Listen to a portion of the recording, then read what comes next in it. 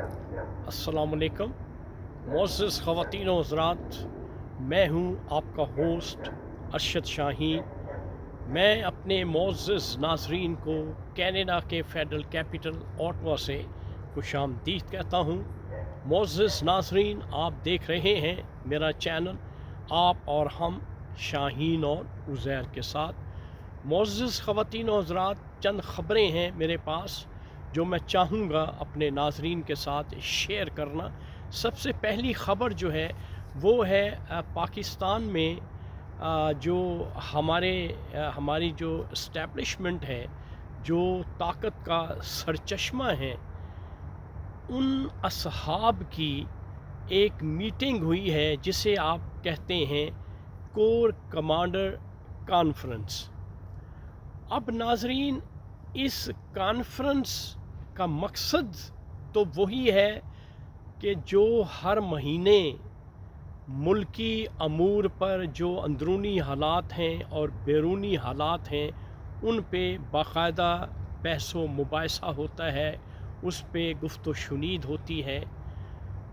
ज़ाहिरन तो यही लगता था कि कोर कमांडर कॉन्फ्रेंस जो है उनका एजेंडा यही है, लेकिन कुछ बातें ऐसी सीक्रेट हुई हैं जो कि अक्सर एक्सपोज नहीं होती।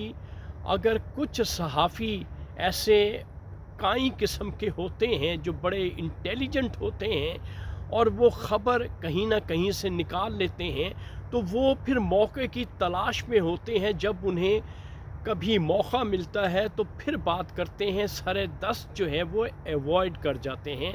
तो इस कॉन्फ्रेंस में एक बात तो ज़ाहिर होती है जो मैं अंदाज़ा लगा सकता हूँ कि जो मुल्की हालात हैं, जिस तरह से हमारे जो आर्मी चीफ़ हैं उन्होंने जो डॉलर था उसकी कदर जो घट रही थी उसको बेहतर और रुपीज़ को डॉलर के मुकाबले में बेहतर करने के लिए जिस तरह से उन्होंने शिकंजा कसा है, ये तमाम का तमाम क्रेडिट जो है वो आर्मी चीफ ही को जाता है और बाकी उनके जो रुफ़क़ाकार जनरल्स हैं, ये उनकी मुआवनत से ऐसा हुआ है। तो नाज़रीन, मैं सिर्फ़ इतनी बात पूछता हूँ, क्या चंद महीने पहले यही आर्मी चीफ नहीं थे?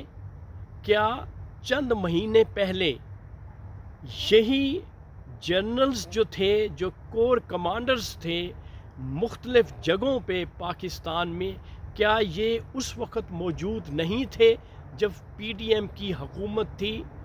तो तब उन्होंने आवाम को एक मुश्किल में, एक भंवर में क्यों रखा? तब ये कोशिश क्यों नहीं की गई कि डॉलर को नीचे लाया जाए और चीज़ें जो बढ़ रही हैं, जो खाने पीने की अशिया में इजाफ़ा हो रहा है, उनको कंट्रोल किया जाए?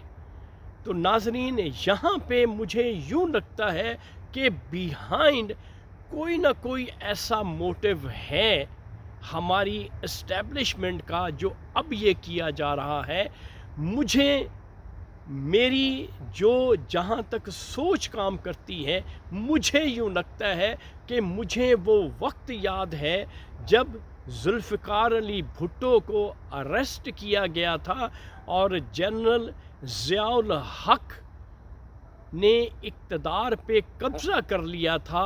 तो 90 डेज़ का वो ऐलान करते थे कि विदिन 90 डेज़ मैं इलेक्शन करवा के वापस चला जाऊंगा और इक़्तिदार जो है वो जो मुंतखब नुमाइंदे होंगे उनके हैंड ओवर कर दिया जाएगा। और बाकायदा वो तिलावत करते थे, बाकायदा वो कानून जो कुरानी आयात थी वो पढ़ के ये कमिटमेंट कौम से करते थे कि 90 डेज़ के बाद वो वापस चले जाएंगे और इलेक्शन करवाने के बाद जो डिफरेंट पॉलिटिकल पार्टीज़ हैं ان کو اقتدار سونپ دیا جائے گا۔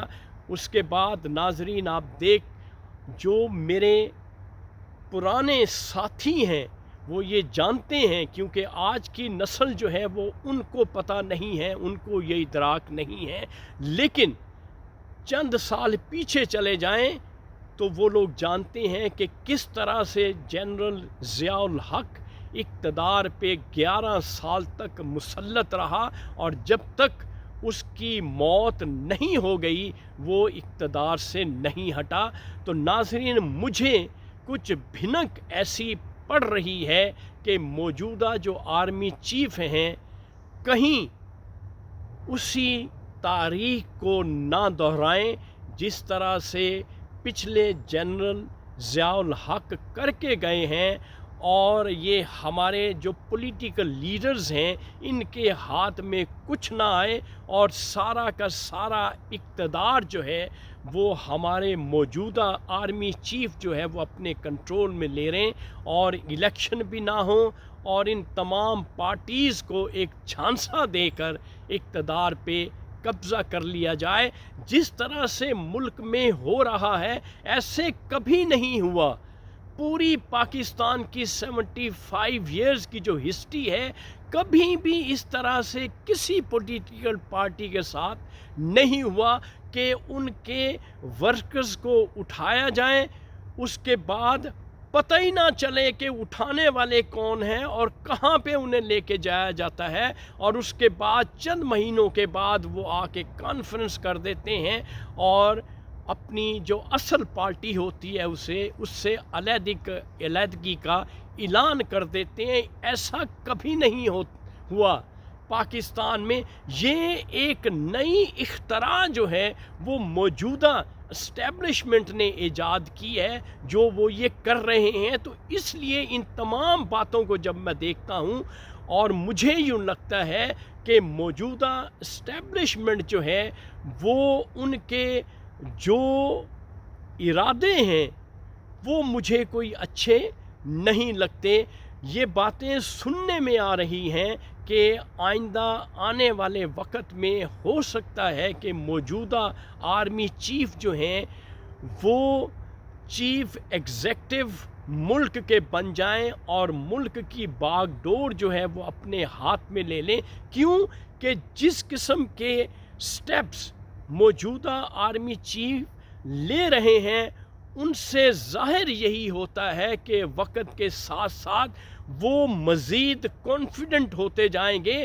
جس طرح سے جنرل ضیاء الحق نے وقت کے ساتھ ساتھ جو ہے ان میں ایک اعتماد آیا اور ان میں ایک کانفیڈنس بلڈ ہوا، اور پھر انہوں نے وہ کام کرنے شروع کر دیے جو انہیں نہیں کرنے چاہیے تھے، لیکن کیوں کہ ان کی ایک سوچ تھی، وہ کلمہ پڑھتے تھے، آیات پڑھتے تھے، اور اس کے بعد جو ہے وہ جو کچھ کرنا چاہتے تھے وہ کر دیتے تھے۔ تو مجھے بھی یوں لگتا ہے کہ موجودہ جو آرمی چیف ہیں وہ بھی جب سپیچ کرتے ہیں تو آیات پڑھتے ہیں، آیات پڑھنے کے بعد ترجمہ سنا دیتے ہیں، اور یوں لگتا ہے کہ وہی وقت آنے والا ہے، وہی کچھ ہونے والا ہے جو کہ 1977 میں ہوا تھا، لیکن مختلف یوں ہوگا کہ اس میں مارشل لاء جو تھا وہ باقاعدہ طور پر ظاہر کر دیا گیا تھا۔ یہاں پہ پابندیاں ہیں، ہر قسم کی بات کرنے پہ پابندی لگی ہوئی ہے، اور اس وقت جو تھا وہ ماشاء اللہ کی وجہ سے لوگوں پہ پابندیاں تھیں، لیکن اس وقت جو ہے وہ جو نان سٹیک ایکٹرز ہیں ان کی وجہ سے پابندی لگی ہوئی ہے۔ وہی کچھ رہا ہے جو ماشاء اللہ دور میں ہوتا ہے، لیکن تب ظاہر ہوتا تھا۔ اب جو ہے وہ جو ایکٹرز ہیں وہ نظر نہیں آ رہے، لیکن کرنے والے وہی ہیں جو پچھلے ادوار میں کرتے رہے ہیں۔ تو لہٰذا جو صورتحال ہے وہ یوں لگتا ہے کہ جتنے بھی ہمارے پولیٹیشنز ہیں وہ ہاتھ ملتے رہ جائیں گے اور ان کے ہاتھ میں کچھ نہیں آئے گا، اور وہی قسم پرسی کی حالت जैसे पहले थी वही मुझे लगता है शुरू हो जाएगी। ज़ाहिरन इस वक्त यूँ लगता है कि कुछ बेहतरी की तरफ मुल्क जा रहा है, जिस तरह से डॉलर जो है वो कंट्रोल किया जा रहा है और रुपये की कीमत को इन्हेंस किया जा रहा है। तो इस किस्म के जो अक़दामात, जो स्टेप्स उठाए जा रहे हैं, उनसे मुझे यूँ लगता है, मुझे एक ख़तरे की नवीद जो है वो सुनाई दे रही है कि कहीं मौजूदा इस्टेब्लिशमेंट जो है वो इलेक्शन करवाए बग़ैर जो है वो इस तरह से इक़्तिदार पे काबिज़ ना हो जाएं। क्यों कि आवाम को जिस तरह से उन्होंने कंट्रोल कर लिया है, आवाम सोशल मीडिया पे जितना वावेला चाहें कर लें, जितना शोर व गोगा करना चाहते हैं कर लें, लेकिन उनको आवाम की साइकोलॉजी का अंदाज़ा हो चुका है कि आवाम को किस तरह से कंट्रोल करना है। तो लिहाजा मुझे यूँ लगता है कि आने वाले वक्त में ये जो पॉलिटिकल पार्टीज़ हैं, इनके हाथ में कुछ नहीं आएगा और इक़्तिदार जो है वो हमारी जो इस्टेब्लिशमेंट है उनके पास चला जाएगा। और फिर नाज़रीन आप देखेंगे कि पिछली तारीख़ जो है वो दोहराई जाएगी, इसी तरह से जैसे पीछे हिस्ट्री आपके सामने आपको मैंने बताई है, उसी तरह से वही हिस्ट्री जो है, वही जो तारीख़ है, वो दौर जो है वो फिर दोबारा शुरू हो जाएगा और फिर 11-12 साल के लिए इस्टेब्लिशमेंट जो है मुझे लगता है कि इस मुल्क को अपने कंट्रोल में ले लेगी। लेकिन तरीक़ा जो है वो मुख्तलिफ होगा। कोई ना बैरूनी तौर पर ना अंदरूनी तौर पर कोई शख्स ये नहीं कह सकेगा कि मुल्क में माशाल्लाह है जिस तरह से अब हो रहा है। और कहा यह जाता है कि नॉन स्टेट एक्टर्स हैं, तो यही एक्टर्स और एक्ट्रेसेस जो हैं ये मिल के वही पुराना खेल जो है वो खेलेंगे हमारे मुल्क में।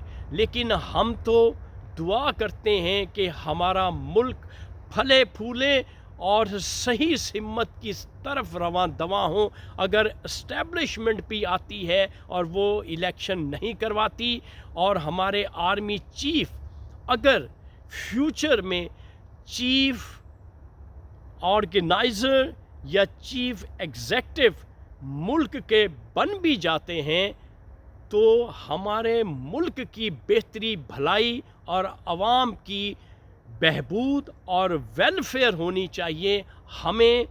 हम जो बात करते हैं, हमें और कुछ नहीं चाहिए। हमें अपने मुल्क की, अपनी आवाम की सलामती और बेहतरी चाहिए। अगर पॉलिटिशियंस सही काम नहीं कर सकते तो आइंदा के लिए हम ये समझते हैं कि अगर इक़्तिदार इस्टेब्लिशमेंट संभालती है तो उम्मीद है कि वो मुल्क को सही सिमत में लेके जाएंगे। जिस तरह से डॉलर की कीमत को रुपीज़ की मुकाबले में उन्होंने रुपीज़ की कीमत को इन्हेंस करने में और डॉलर की कीमत को कम करने में अपना किरदार अदा किया है, तो लगता है कि बाकी जो आमाल हैं, बाकी जो अफ़आल हैं मुल्क के बाकी कामों में भी इंशाअल्लाह हमारी इस्टेब्लिशमेंट जो है वो बेहतर काम सरअंजाम देगी। तो नाज़रीन, ये थी आज की वीडियो। इस वक्त आप अपने होस्ट अरशद शाहीन को कनाडा के फेडरल कैपिटल ऑटवा से इजाज़त दीजिए और मेरी अगली वीडियो का इंतज़ार कीजिएगा। Thank you very much. अल्लाह हाफ़िज़।